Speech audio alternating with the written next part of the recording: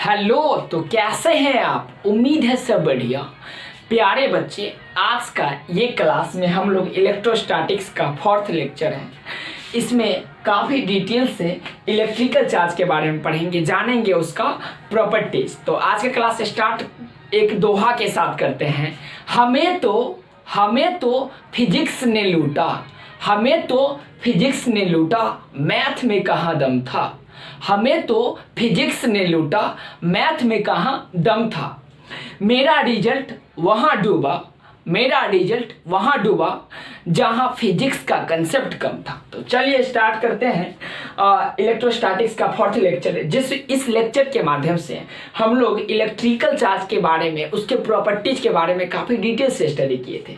पिछले वीडियो में फिजिक्स का जो लेक्चर था उसमें हम लोग इलेक्ट्रिकल चार्ज पढ़े थे, साथ ही साथ इलेक्ट्रिकल चार्ज से रिलेटेड कुछ फैक्ट थी उसके बारे में डिटेल से स्टडी किए थे। तो एक बार रिकॉल कर लेते हैं कि इलेक्ट्रिकल चार्ज क्या होगा। किसी वस्तु का एक खास प्रकार का गुण है इलेक्ट्रिकल चार्ज। मान लेंगे ये वस्तु है तो इसका एक खास प्रकार का गुण, जिस गुण के कारण इसमें विद्युत क्षेत्र एवं चुंबकीय क्षेत्र दोनों उत्पन्न होती है, तो इस वस्तु के इसी खास प्रकार के गुण को क्या बोलेंगे? बिल्कुल सही बता रहे हैं, इलेक्ट्रिकल चार्ज बोलेंगे। आज के इस क्लास में हम लोग इसका प्रॉपर्टीज पढ़ेंगे। लिखा है properties of electrical charge, Hindi होगा विद्युत आवेश के गुण। विद्युत आवेश के गुण। देखिए, विद्युत आवेश हम लोग देखे थे मेनली 2 प्रकार का होगा, एक पॉजिटिव चार्ज और दूसरा क्या होती है? बिल्कुल सही, नेगेटिव चार्ज होती है। तो इसका क्या करेंगे, अब हम लोग प्रॉपर्टी देखेंगे। जैसे कोई इंसान होती है तो वो इंसान, मान लेंगे कि आप एक इंसान हैं, हम एक इंसान है, आपके आसपास ढेर सारे लोग ऐसे होंगे जो इंसान होंगे, तो उसके बारे में हम लोग जानते हैं, फिर उसका प्रॉपर्टी जानते हैं। ठीक वैसे ही हम लोग चार्ज के बारे में जाने, तो चार्ज क्या था?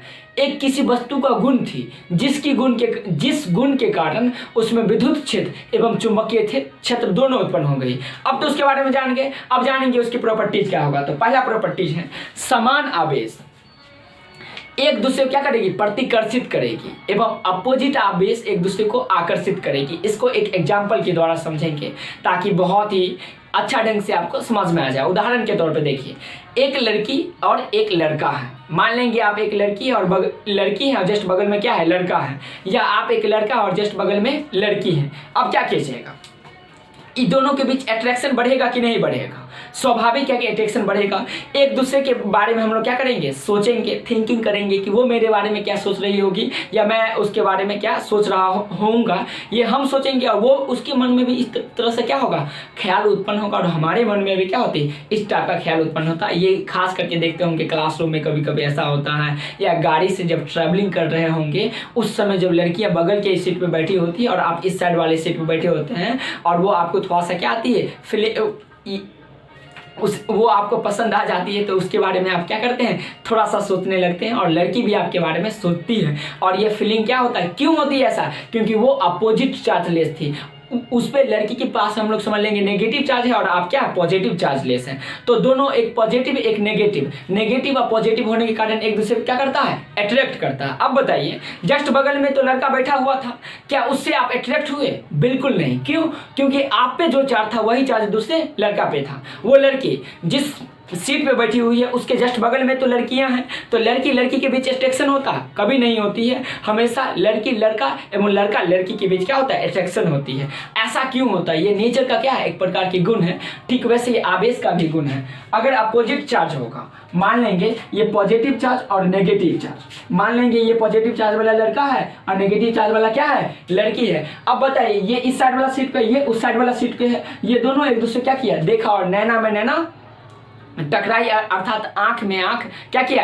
एक दूसरे का आंख टकराई, नजर में नजर टकरा गई, तो क्या होता है? बोलिए, एक दूसरे को क्या करेगा? एक बल से अट्रैक्ट करेगा। ठीक वैसे ही ये तो एक पहला एग्जांपल हो गया। दूसरा, हम लोग नेगेटिव चार्ज एक है और एक क्या? पॉजिटिव चार्ज है। अब बताइए, इस दोनों के बीच क्या होगा? एक प्रकार का अट्रैक्शन फोर्स लगेगी।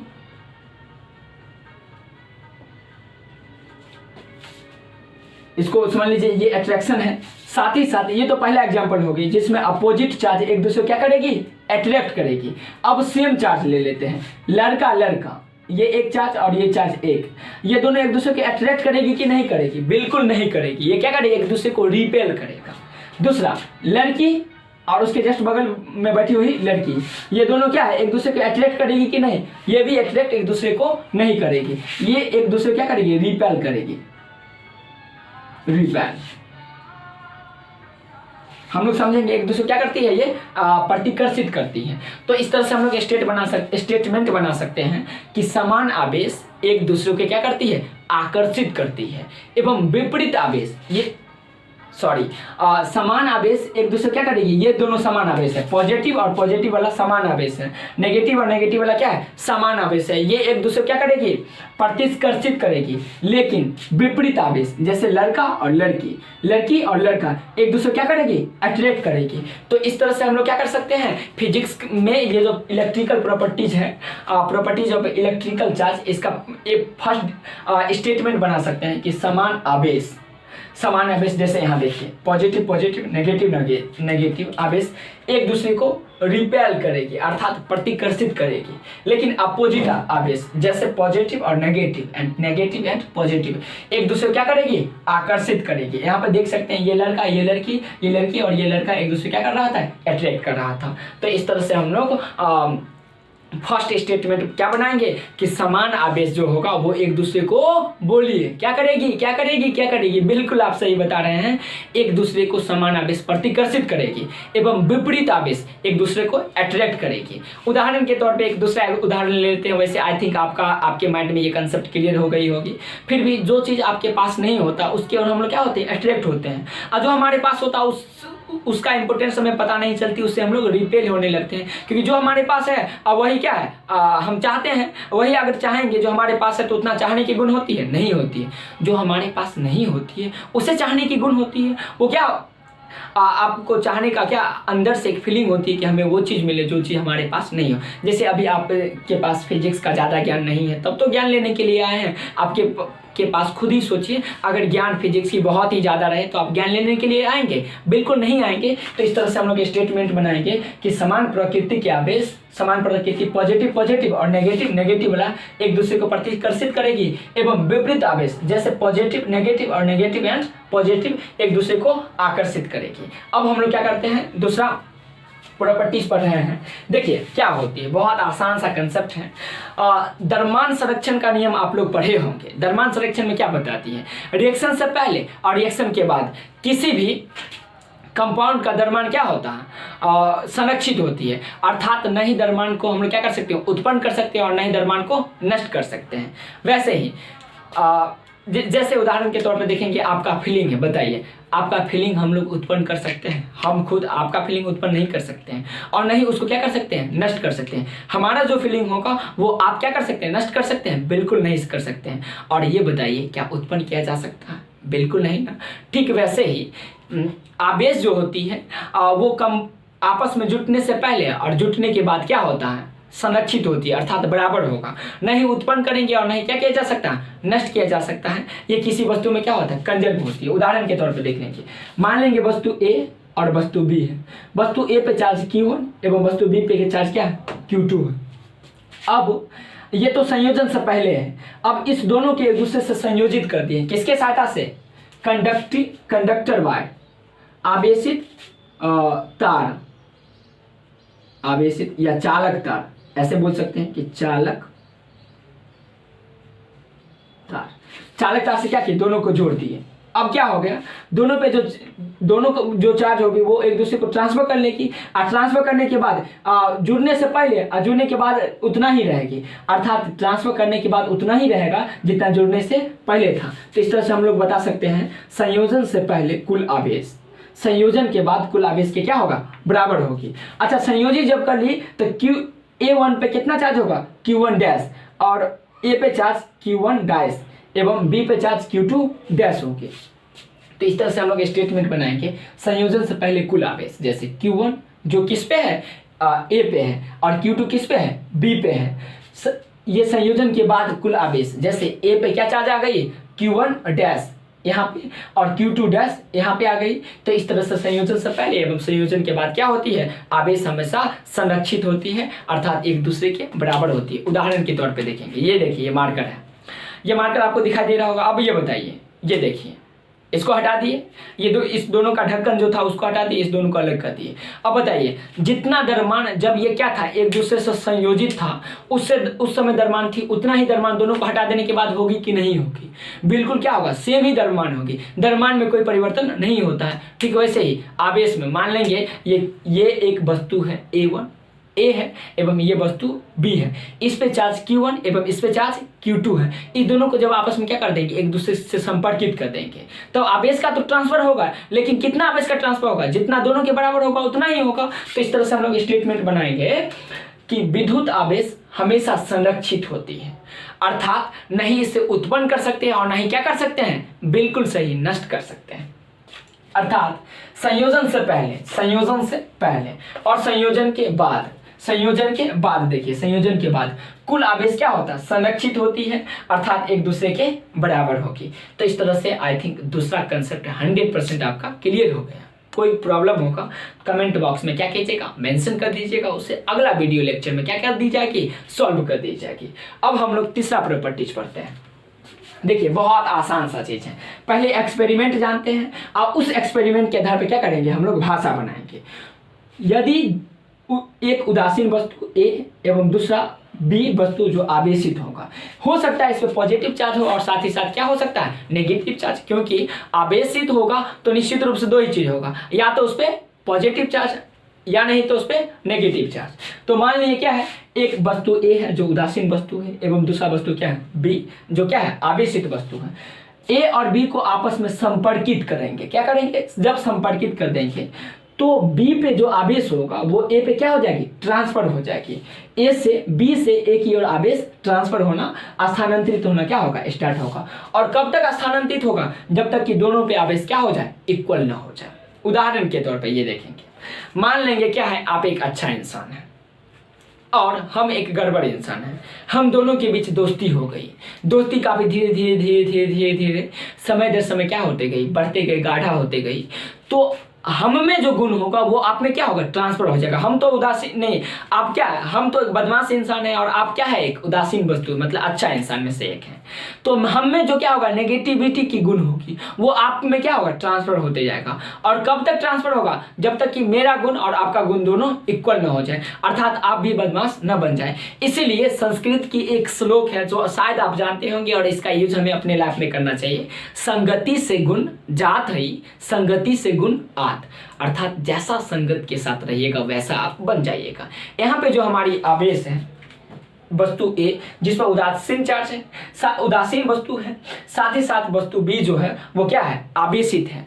तो क्या होगी, जब एक दूसरे के संपर्क में लाएंगे, आपस में आएगा, तो वस्तु B से आवेश किस पे ट्रांसफर होगी, A पे ट्रांसफर होगा। ये तो क्या है, पहला एक्सपेरिमेंट है। दूसरा एक्सपेरिमेंट इस तरह से करेंगे, दोनों को आपस में एक चालक तार से जोड़ देंगे, वस्तु A को और वस्तु B को। वस्तु A क्या है, उदासीन है, एवं वस्तु B क्या है, आवेशित है।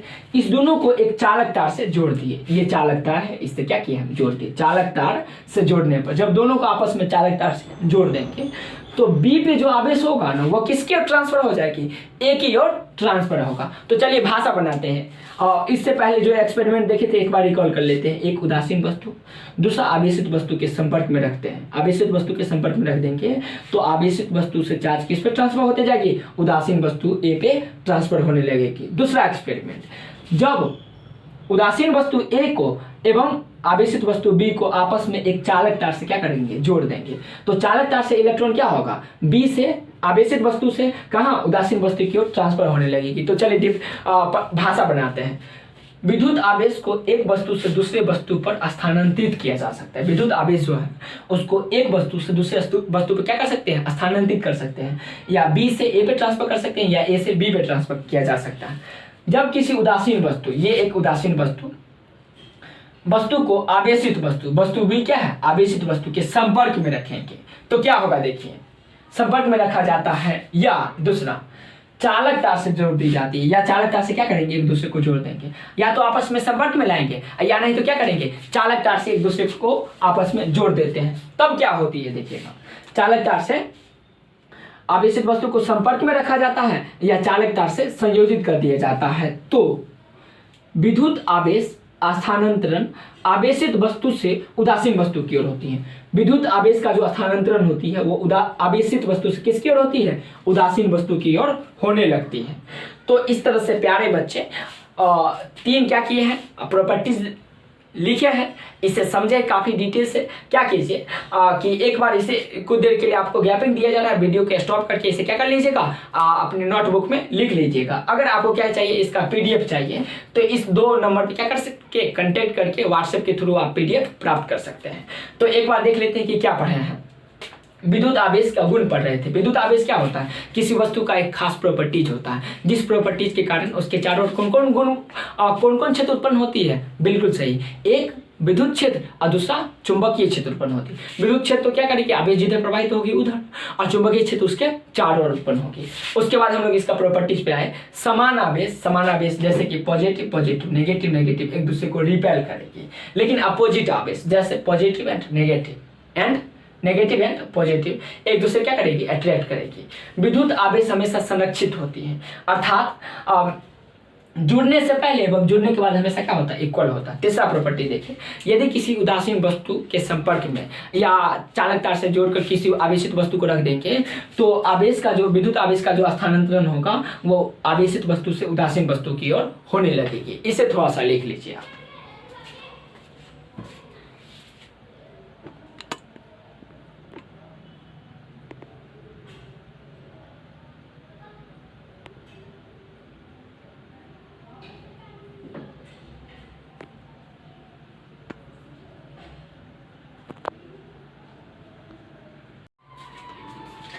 विद्युत आवेश के आगे का प्रॉपर्टी जो होगा उसके बारे में क्या करेंगे, अब जानेंगे। तो चलिए देखते हैं, स्टार्ट करते हैं।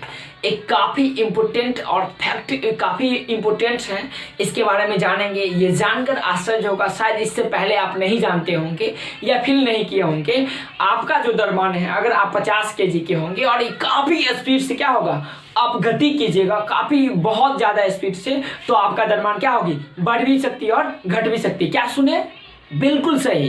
यदि आपका द्रव्यमान बहुत ही ज़्यादा गति से होगा, आपका गति बहुत ही ज़्यादा स्पीड होगी, तो आपका जो द्रव्यमान है वो बढ़ भी सकती है और साथ ही साथ क्या हो सकती है, घट सकती है। लेकिन किसी वस्तु पे जो आवेश होती है वो अपने आप क्या करती है, नहीं बढ़ती है और नहीं घटती है। इसलिए हम लोग क्या कहेंगे, आवेश हमेशा अपरिवर्तनीय होता है, लेकिन द्रव्यमान क्या करती है, परिवर्तनीय हो जाता है। जब आपका द्रव्यमान, ये आपका जो गति है वो कांस्टेंट है, तो समझिए आपका द्रव्यमान क्या रहेगी, कांस्टेंट रहेगी। जब गति बहुत ही ज़्यादा स्पीड हो जाएगी तो आपका द्रव्यमान क्या होगा, परिवर्तित होगी। इस पे अल्बर्ट आइंस्टीन जो विश्व के सबसे महान साइंटिस्ट में से एक थे, उन्होंने क्या दिए थे, एक समीकरण दिए थे। उसी समीकरण के द्वारा क्या करेंगे, हम लोग जानेंगे इसके बारे में। तो चलिए स्टेटमेंट जानते हैं।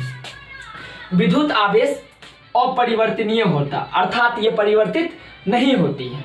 विद्युत आवेश आवेशित कण के वेग से क्या होता है, स्वतंत्र होता है। अर्थात आवेशित कण जो कण क्या मान लेंगे, ये एक कण है, ये कण मान लेंगे पॉजिटिव है, या नहीं तो क्या ये एक कण है जो बी वो क्या है, नेगेटिव है। तो इसकी वेग कितना है, इस पे ये डिपेंड नहीं करती कि ये क्या होगा, पॉजिटिव होगा या नेगेटिव होगी। अगर पॉजिटिव आवेश होगा और उसका वेग बहुत ज़्यादा हो या बहुत कम हो या स्लो हो या स्थिर हो या गति करता हो या गति नहीं करता हो, फिर भी उस पर जो चार्ज रहेगा वही रहेगी। अगर पॉजिटिव रहेगा तो पॉजिटिव और नेगेटिव रहेगा तो नेगेटिव ही रहेगी। इसलिए हम लोग स्टेटमेंट फिर से देखेंगे। विद्युत आवेश अपरिवर्तनीय होता है, अर्थात ये अपने आप नहीं बदलती है। अर्थात विद्युत आवेश आवेशित कण के वेग, इसका वेग कितना है, कितना किलोमीटर पर घंटा है, पर सेकेंड है, इस पर ये डिपेंडेंट नहीं करेगी। अब हम लोग क्या करते हैं, दूसरा स्टेटमेंट पढ़ते हैं, नोट के फॉर्म में है कि द्रव्यमान जो होती है, द्रव्यमान जैसे जैसे वेग बढ़ती है, अगर बहुत ही ज़्यादा किसी वस्तु का वेग हो जाएगा तो उसका द्रव्यमान क्या हो जाएगी, परिवर्तित हो जाएगी। जैसे अगर आपका द्रव्यमान अभी 50 kg है और बहुत ही ज़्यादा स्पीड से आप क्या करने लगेगा, गति करने लगेगा, तो हो सकता है कि आपका द्रव्यमान क्या हो, बढ़े या घट भी सकती है। इस पर अल्बर्ट आइंस्टीन नामक साइंटिस्ट क्या किए थे, एक एक बार रिसर्च किए थे और रिसर्च पेपर पब्लिश किए थे और उसके द्वारा उन्होंने एक फार्मूला दिए। इस फार्मूला से आपको पता चल जाएगी। फार्मूला क्या था? Capital M equal to m0 upon √1 minus v का स्क्वायर अपॉन c स्क्वायर, जहाँ पे कैपिटल M होगा मूविंग मास। जो मास क्या करती, जो वस्तु मूव कर रही है, गति कर रही है, उसका द्रव्यमान बराबर वस्तु जिस समय रेस्ट में थी उस समय उसका द्रव्यमान बट्टा में √1 माइनस एक में से घटा देंगे क्या, उस वस्तु की वेलोसिटी, जितनी वेलोसिटी क्या कर रही है, वस्तु गति कर रही है। साथ ही साथ उसमें भाग दे देंगे किससे? प्रकाश का वेग से। स्पीड ऑफ वेलोसिटी कितना होता है आप सभी क्लास 10 में पढ़ के ही आए हैं। कितना पढ़े थे?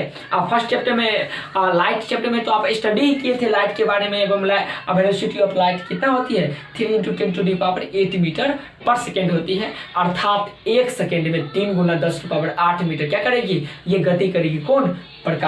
प्रकाश का जो वेग होती है, प्रकाश गति करेगी। तो फिर से समझेंगे। देखिए एक उदाहरण के द्वारा मान लेंगे कि कोई वस्तु है, वस्तु ए है, इसको क्या करवाएं हम लोग? गति करवाएं। जब गति करवाएंगे तो उस समय कुछ ना कुछ द्रव्यमान होगा। रेस्ट में थी उस समय भी तो कुछ ना कुछ द्रव्यमान होगी ना। तो मान लेंगे कि गति कर रही होगी, उसका द्रव्यमान माना कि बढ़ गया, और रेस्ट के कंडीशन में जो m0 है वो क्या है? रेस्ट के कंडीशन में इसका द्रव्यमान हो गई। अब गति करवाएंगे तो इसका द्रव्यमान बढ़ भी सकती है और साथ ही साथ क्या हो सकती है? घट सकती है, जो इस समीकरण हमें बताती है। तो आपको इसमें 3 वैल्यू दिए, 4 वैल्यू है जिसमें 3 वैल्यू दिया रहेगा, चौथा वैल्यू का मान आप ज्ञात कर सकते हैं। जैसे अगर वस्तु का मास जो मूव कर रही है उसका दिया जाएगा और बोला जाएगा रेस्ट वस्तु का मास ज्ञात कीजिए, साथ ही साथ आप उस वस्तु का वेलोसिटी भी दे दी जाएगी, और प्रकाश का वेग तो क्या अंडरस्टूड ही है, आप जानते ही हैं, वो हमेशा क्या होता है? 3 × 10⁸ मीटर पर सेकेंड। तो इस समीकरण से, ये समीकरण कौन दिए थे? अल्बर्ट आइंस्टीन नामक साइंटिस्ट दिए थे। ये समीकरण हमें बताती है कि यदि कोई वस्तु क्या कर रही है? बहुत ही अधिक गति से गति कर रही है तो उसका द्रव्यमान क्या हो सकती है? परिवर्तित हो सकती है। लेकिन आवेश परिवर्तित नहीं होती है, आवेश हमेशा क्या होती है? कंजर्व होती है। अब हम लोग आगे का क्या करेंगे? स्टेटमेंट पढ़ेंगे। और पहले हम लोग क्या करते हैं, एक एग्जाम्पल समझ लेते हैं। जैसे देखिए, अगर हम उदासीन वस्तु है और हम क्या करेंगे? इलेक्ट्रॉन को दान करेंगे। जब इलेक्ट्रॉन को दान करेंगे तो हम पे धनावेशित आ जाएगी, और जब भी इलेक्ट्रॉन निकलेगी तो इलेक्ट्रॉन का कुछ ना कुछ द्रव्यमान होता है, ये तो आप जानते ही होंगे। कितना होता बोलिएगा? 9.1 × 10⁻31 kg होती है, जो यहाँ पे लिख दिया गया है। Mass of electron 9.1 × 10⁻31 kg। अर्थात यदि हम एक इलेक्ट्रॉन दान करेंगे तो हमें से कितना द्रव्यमान निकलेगी? 9.1 × 10⁻31 कह सकते हैं, या कह सकते हैं -31 kg द्रव्यमान निकल जाएगी। अगर 2 होगा तो 2 से गुना कर देंगे इतना में, अगर 3 इलेक्ट्रॉन निकालेंगे तो 3 से गुना करेंगे। तो इस तरह से हम लोग क्या कहेंगे? अगर कोई उदासीन वस्तु, मान लेंगे हम उदासीन वस्तु है, हमसे इलेक्ट्रॉन निकलेगी तो इलेक्ट्रॉन का कुछ ना कुछ द्रव्यमान भी निकलेगी ना। तो जब इलेक्ट्रॉन का द्रव्यमान निकलेगी, हमसे हमारा जो द्रव्यमान होगा कुछ निकल जाएगा, तो हमारा वजन बढ़ेगी कि घटेगी? बताइए खुद। बिल्कुल आप सही सोच रहे हैं। क्या होगा? घटेगी। इलेक्ट्रॉन, जब कोई उदासीन वस्तु इलेक्ट्रॉन क्या करेगी? दान देगी, अर्थात त्याग कर देगी, तो उसका क्या होगा? द्रव्यमान घट जाएगी। लेकिन जब इलेक्ट्रॉन क्या करेगा? ग्रहण कर लेगा। जैसे हम अपने सर पे क्या किए? 5 kg का वजन रख दिए, ऊपर से 5 kg का कोई वस्तु है जो अपने सर पे रख लिए। अब हमारा वजन क्या करेगी? बढ़ेगी कि नहीं बढ़ेगी? हमारा द्रव्यमान अब बटा में उस वस्तु का द्रव्यमान, दोनों बट्टा में नहीं, हमारा द्रव्यमान और एडी में क्या होगा? उस वस्तु का द्रव्यमान। तो इस तरह से क्या कह सकते हैं कि यदि कोई वस्तु इलेक्ट्रॉन क्या करती है? त्याग करती है, तो उसका द्रव्यमान घटती है एवं इलेक्ट्रॉन को ग्रहण करती है। जैसे हम कोई वस्तु को क्या किया? हम अपने सर पर ले लिए, उसके बाद वजन हम करवा के देखे तो हमारा द्रव्यमान पहले से क्या थी? ज़्यादा हो गई। अर्थात यदि कोई उदासीन वस्तु इलेक्ट्रॉन को गेन करेगी तो उसमें कौन सा चार्ज आ जाएगी? Negative charge. और नेगेटिव चार्ज आने के कारण उस पर क्या होती है? उसका द्रव्यमान बढ़ जाती है। तो चलिए स्टेटमेंट देखिए। ये मान लेंगे ए जो एक वस्तु है, ये उदासीन वस्तु है, ये n इलेक्ट्रॉन क्या किया? गेन किया, ग्रहण किया। या ऐसे कह सकते हैं कि पहले n इलेक्ट्रॉन को ग्रहण किया तो यहाँ पे होगा, यहाँ पे लॉस कर रहा है, मतलब अपने से इलेक्ट्रॉन निकाल रही है। इससे उदासीन वस्तु ए से इलेक्ट्रॉन क्या कर रही है? n इलेक्ट्रॉन निकल रही है। जब n इलेक्ट्रॉन निकलेगी तो उस पर क्या आएगा? चार्ज आएगी। जितना इलेक्ट्रॉन निकलेगा उतना चार्ज आ जाएगी। अगर 1 इलेक्ट्रॉन निकलेगा तो 1 चार्ज, 2 इलेक्ट्रॉन आएगी तो 2 प्लस, 3 इलेक्ट्रॉन निकलेगी तो क्या होगा? 3 प्लस, 4 निकलेगी तो 4 प्लस होगा। तो वस्तु का द्रव्यमान, इलेक्ट्रॉन जैसे निकलती है, इलेक्ट्रॉन का मतलब इलेक्ट्रॉन की कुछ ना कुछ तो द्रव्यमान होती है। जब इलेक्ट्रॉन निकल जाएगी तो इस वस्तु का द्रव्यमान भी घट जाएगी। इसलिए कहेंगे उदासीन वस्तु का जो द्रव्यमान होती है वो धनावेशित वस्तु के द्रव्यमान से क्या होती है, अधिक होती है। अर्थात धनावेशित वस्तु का द्रव्यमान कम जाती है एवं उदासीन वस्तु का द्रव्यमान क्या होती है, बढ़ जाती है। दूसरा कंडीशन में यदि ये उदासीन वस्तु इलेक्ट्रॉन क्या किया है, गेन कर लिया है, अर्थात इलेक्ट्रॉन को ये अपने में आकर्षित किया है। जब ये इलेक्ट्रॉन को आकर्षित करेगी तो इलेक्ट्रॉन को आकर्षित करा, अर्थात इस पर क्या आ गई, इलेक्ट्रॉन आ गई। और जब इलेक्ट्रॉन आएगी तो वो अपने साथ तो द्रव्यमान को लेके ही ना आएगी, द्रव्यमान को तो नहीं छोड़ेगी। इसलिए क्या होगा, उदासीन वस्तु जब n इलेक्ट्रॉन, n के जगह पे क्या होगा 1 2 3 4 हम लोग दे सकते हैं, n का मान अलग अलग होगा। एक इलेक्ट्रॉन ग्रहण करेगी तो एक होगा, 2 3 इस तरह से डॉट डॉट डॉट कितना तक जा सकते हैं, इन्फिनाइट तक जा सकते हैं। तो इस सेकेंड कंडीशन में n इलेक्ट्रॉन क्या किया है, गेन किया है। जब n इलेक्ट्रॉन गेन करेगी, एक इलेक्ट्रॉन गेन करेगा तो -1 चार्ज आएगी, 2 इलेक्ट्रॉन गेन करेगा तो -2 आएगा, 3 इलेक्ट्रॉन गेन करेगी तो कितना आएगा, -3 चार्ज आएगी। और जब भी ये चार्ज बन जाएगी तो ऋणावेशित वस्तु का द्रव्यमान जो होती है उदासीन वस्तु के द्रव्यमान से क्या होता है, अधिक होती है। इसी को भाषा के रूप में लिख दिया गया है। तो चलिए देखते हैं भाषा क्या है। विद्युत आवेश द्रव्यमान के साथ होती है। विद्युत आवेश के पास हमेशा क्या होती है, द्रव्यमान होती है। क्योंकि विद्युत आवेश होगी तो क्या होगा, उस इलेक्ट्रॉन होगी, इलेक्ट्रॉन का कुछ ना कुछ द्रव्यमान होता है, यानी तो प्रोटॉन होगा। और प्रोटॉन भी क्या है, बोलिए, बिल्कुल सही बता रहे हैं, प्रोटॉन भी एक प्रकार का आवेश है और उसमें भी तो कुछ ना कुछ द्रव्यमान होती है ना। द्रव्यमान आवेश के बिना संभव नहीं है, आवेश के बिना द्रव्यमान संभव नहीं है।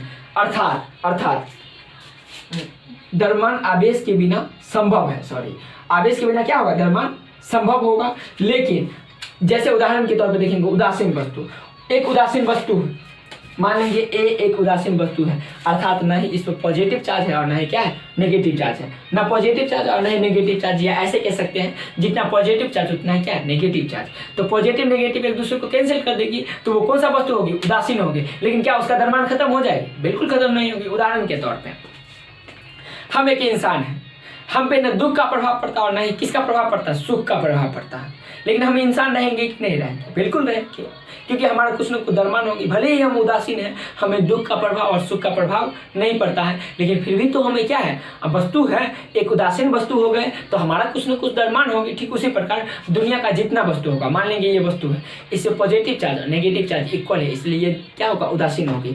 उदासीन होने के बावजूद भी इसका कुछ न कुछ द्रव्यमान होगा कि नहीं होगा, बिल्कुल होगी। तो उदासीन वस्तु पे क्या होती है, द्रव्यमान होती है, भले ही इस पे कोई चार्ज हो या नहीं हो। आगे बढ़ते हैं। जब उदासीन वस्तु से आवेशित किया जाता है, जब उदासीन वस्तु को क्या किया, आवेशित किया, अर्थात जब वो इलेक्ट्रॉन को लॉस किया, जब इलेक्ट्रॉन को लॉस किया तो उस पर उसका चार्ज, ये आवेश जो उसका द्रव्यमान जो होगी क्या हुई, कम गई। लेकिन जब वो इलेक्ट्रॉन को क्या किया, गेन किया, तो उसका द्रव्यमान क्या होगा, बढ़ जाएगा। इसे क्या कीजिए, फिर से लिख लीजिए, कुछ देर के लिए स्टार्ट हो जाते हैं।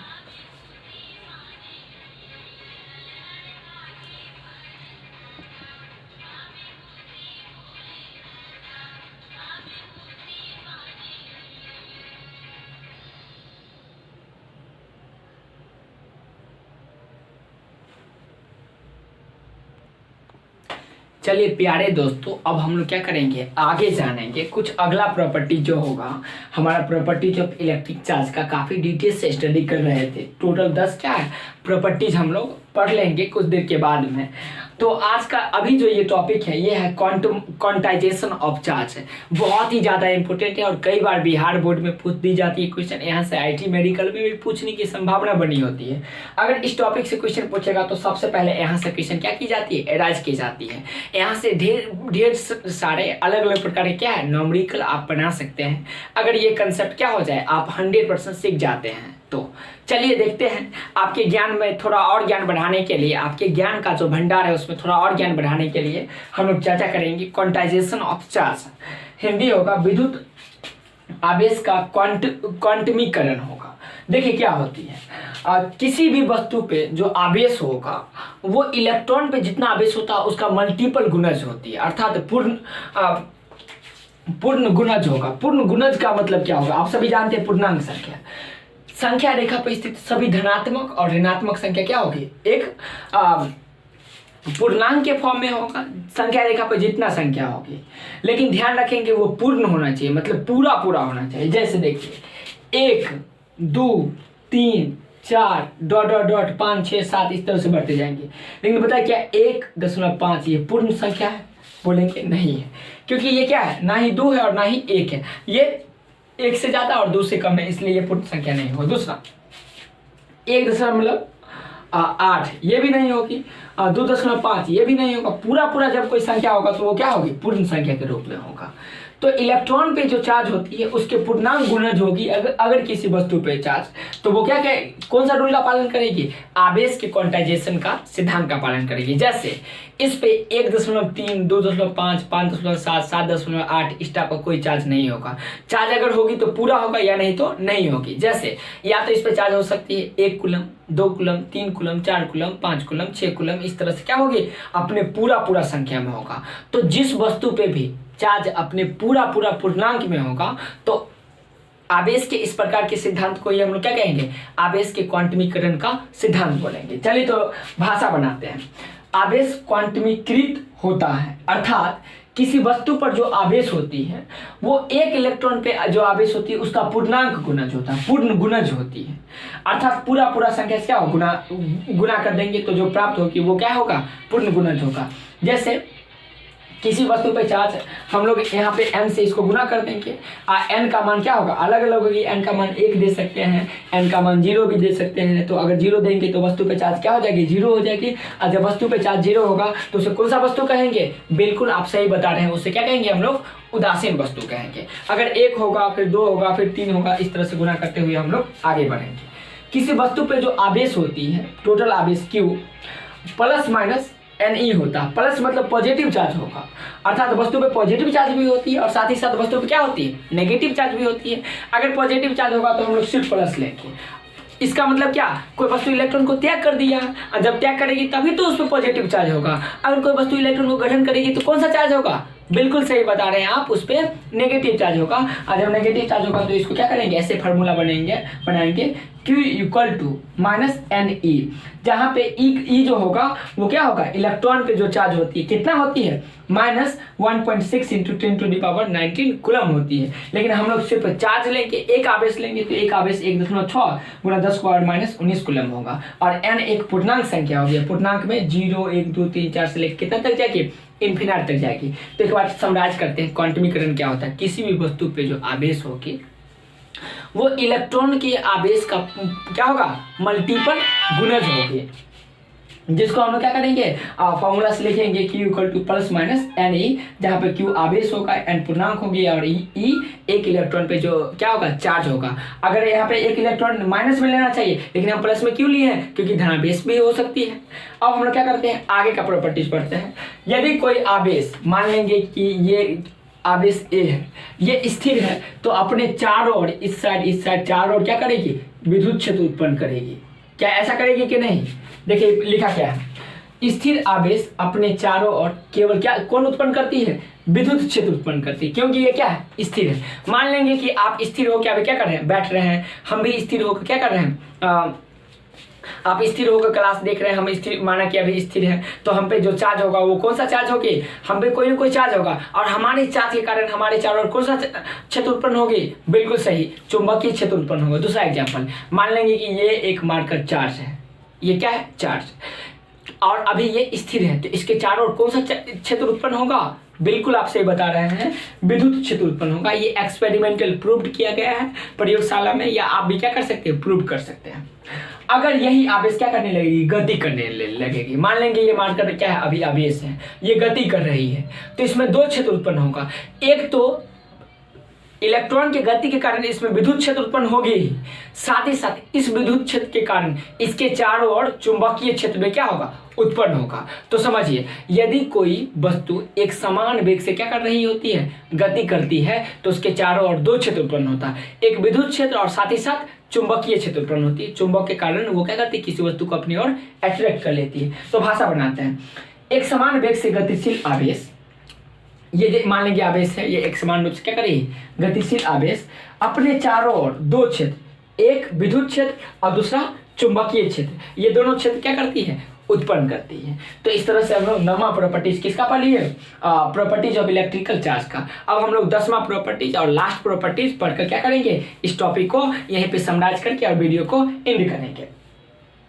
त्वरित आवेश जो होती है वो अपने चारों ओर दो क्षेत्र, कौन कौन क्षेत्र, विद्युत क्षेत्र और चुंबकीय क्षेत्र दोनों उत्पन्न करेगी।